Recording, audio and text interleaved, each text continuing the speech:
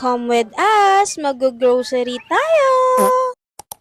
For today's vlog, lalayas na naman nga ang pamilyang ito para nga mamili at mag-grocery. Once a month nga may ganitong trip talaga sa pamilya namin. Nasama-sama talagang mamili. Nag-tricycle na nga kami palabas ng highway dahil madalas nga, tamad talaga maglakad tong pamilyang to. Pagdating nga namin ng terminal, nagdadalawang isip kami mag-overpass. Kaya naman, sinabihan na ni ate si Papa na mauna na mag-U-turn. Dapat talaga kasi tatawid kami sa kabilang overpass dahil dun dapat sasakay ng jeep. Pero naisip ni Liza na mag-e-trike na lang. Nice. Tamad pa din kahit pagtawid ng overpass. Hindi namin talaga alam kung pwede e-trike hanggang grocery mall. First time nga lang namin to trinay. Pero thank you kay kuya dahil pinasakay pa din kami. Kaya sinobrahan na lang namin ng bayad para naman di siya lugi.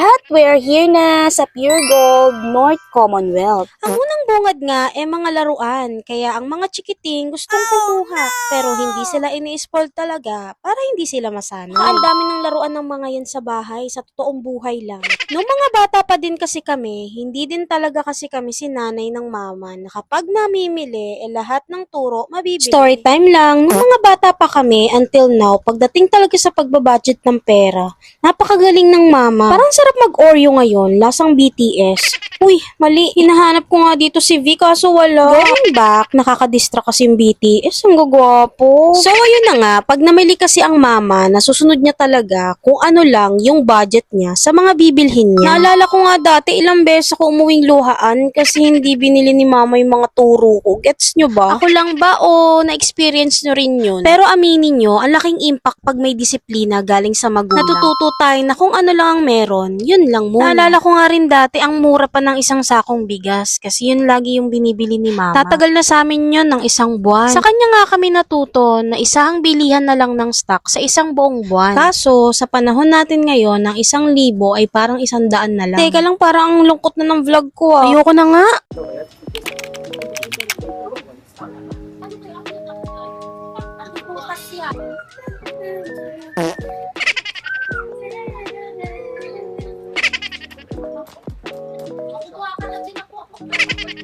Uy!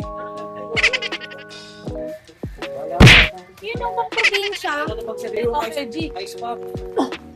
Ice pop? Ice pop. Ano naman? Nakita niyo 10 isa. Grabe naman kayo. Ay, ito! Chris Cruz. Ay, na yung mago-mago. O, yan na yung ano po, ma'am.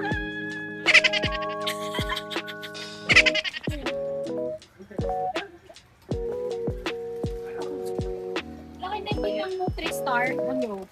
Oh, kasi nito, wala ko kay ayun. Bulag ka, boss.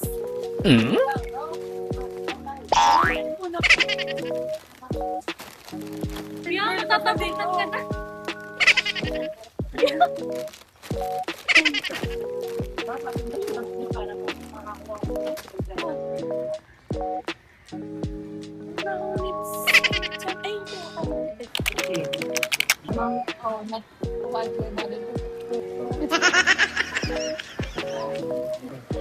Apa na raw, pe? Para wala nang butal-butal. Outing kayo, ha?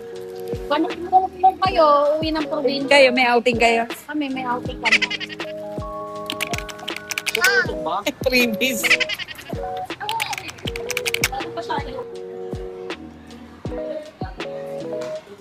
Hi. Siyempre, sayang ko. Sige.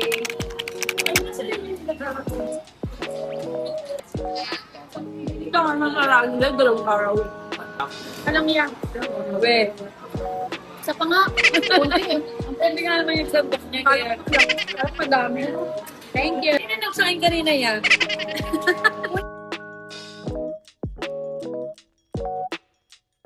Talent kami kasabi. Pusog kami. Yung plato pa naman. Pero yung mga puso. Tawa ka makihinga yun. Basta tabi ko tatandaan na Sabado pag sayad eh. Thank you kasi siya. Thank you talaga. Rin na gawin. Thank you. Ano ko, prema di Sa department store ba?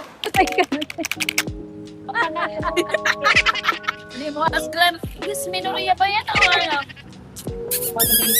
Bye! Tung, tung, tung. Ang bigat pala nito. So ayun, getting ready na kami dito pa uwi. Nagbook nga lang kami sa InDrive, then sila papa at kuya naman is nakamotor. At kung nakaabot ka nga hanggang dito sa video ko na to, ay maraming salamat sa oras mo. Hanggang dito na lang. See you on my next vlog!